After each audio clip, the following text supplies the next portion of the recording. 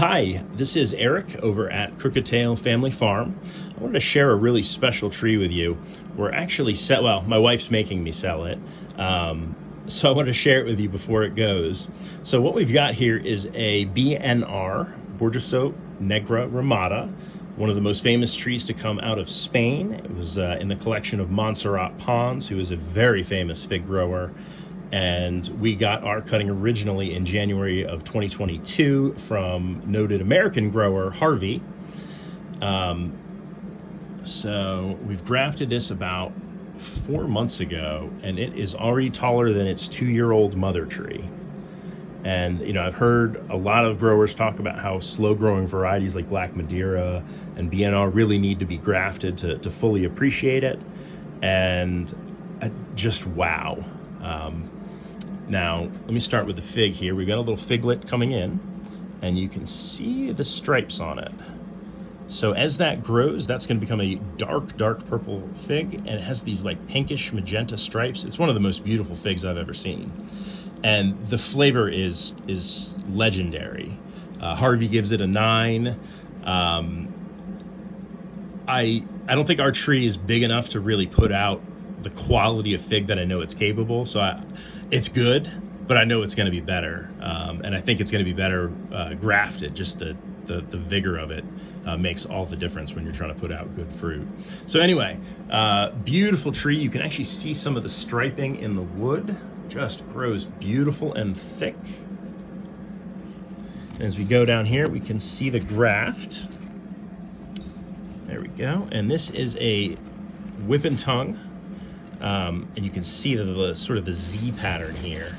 It's one of the cleanest healing grafts that you can do. So it's quickly becoming my favorite because it doesn't leave all that dead wood that you get with like a cleft graft or even a cutting, where you get that one, you know, those ends that just sort of die off because there's no vascular tissue in there.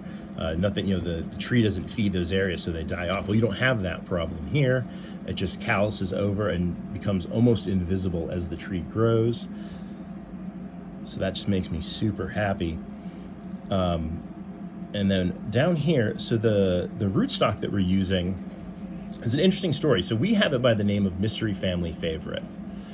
We got it from another collector, and the story we got from them was that it was accidentally sent to them from Trees of Joy, which is Bass's nursery, another famous fig grower in America. And it was a mislabeled tree that was there for evaluation. It was some rare Italian variety. Anyway, it accidentally got sent out. The family, of course, grew it out, and it became one of their favorites. So it's the fruit on it is quite good. We haven't had it that long to really try it. I look forward to years of eating this fruit, but it's supposed to be exceptional. So the rootstock on its own, you know, at some point it'll push a sucker, or you know, you can capture an air layer off of it, and it would probably be worth keeping. And then now, of course, cut that. You know, don't try and grow both. The more vigorous rootstock is going to overtake the BNR. So you know, if you want to get a piece of it, absolutely get a piece of it. If you're up north, you probably want to bury that graft. There are some people that think that grafted trees are bad because you're going to lose the top growth. But the thing you need to know is that you want to bury the growth. Now, those vigorous roots, they're not just going to die as soon as the scion starts to also root. You're still going to have that vigor pushing on that tree, making it a bigger tree. But if you have a frost come along and you bury that graft, you have a very good shot at being able to keep the BNR grafted variety. But have the benefit of both. Anyway, so I just wanted to share that with you. You're going to see a lot more from us. We've got a farmer's market that's probably going to get canceled this week, so we're probably going to be sticking some cookies in the box of whoever gets this. We've been doing that a lot lately. Anyway, check out our website, Facebook, Instagram. We're on all the socials. You're going to be hearing from us a lot more. So look forward to